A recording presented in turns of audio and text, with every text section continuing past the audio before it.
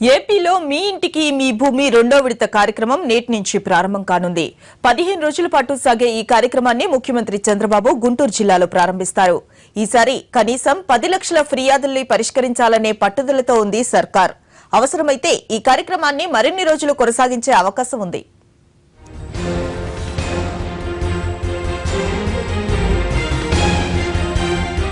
భూమి వివరాల నమోదులో జరిగిన తప్పులను సరిదిద్దేందుకు ఏపీ సర్కార్ ప్రతిష్టాత్మకంగా ప్రారంభించిన మీ ఇంటికి మీ భూమి కార్యక్రమానికి ప్రజల నుంచి భారీ స్పందన వచ్చింది. తొలి విడత కార్యక్రమంలో 10.77 లక్షల దరఖాస్తులు రాగా 8.95 లక్షల దరఖాస్తుల్ని ఆమోదించి రికార్డులను సవరించారు. ప్రజల నుంచి వచ్చిన అనూహ్య స్పందన చూసిన సర్కార్ మరో విడత ఈ కార్యక్రమాన్ని చేపట్టాలని నిర్ణయించింది. 15 రోజుల పాటు రాష్ట్ర వ్యాప్తంగా ఈ కార్యక్రమాన్ని నిర్వహించాలని భావిస్తోంది. గుంటూరు జిల్లా పొన్నూరు మండలం ములుకుదురు గ్రామంలో ముఖ్యమంత్రి చంద్రబాబు ఈ కార్యక్రమాన్ని ప్రారంభించనున్నారు.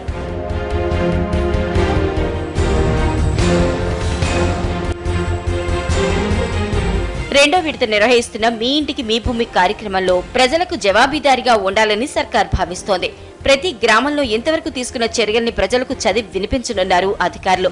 దీంతో పాటు ప్రజల నుంచి తీసుకునే ప్రతి దరఖాస్తుకు రసీదు ఇవ్వనున్నారు. అదేవిధంగా దరఖాస్తుతో పాటు జత చేయనున్న అడంగల్ కాపీ జిరాక్స్ లను గ్రామ పంచాయతీ జన్మభూమి కమిటీకి ఇవ్వనున్నారు.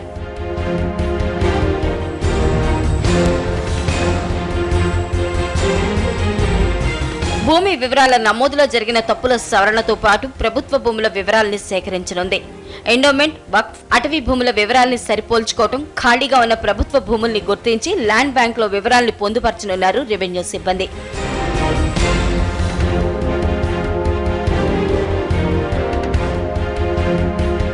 ప్రభుత్వ భూములు, ప్రైవేట్ భూములు, అటవీ భూములు, నీటి వనరులు ఉన్న భూములు, ఇరిగేషన్ పరిధిలోని భూములు, పంచాయతీ, గ్రామ ఖండం, మున్సిపల్ పరిధిలోని భూములు, ప్రభుత్వ విద్యా సంస్థలు, ఇతర సంస్థల భూములు, దేవాదాయ, జమీందారీ, సెటిల్మెంట్ భూములు ఇలా అన్ని రకాల వివరాల్ని క్రోడీకరించనున్నారు.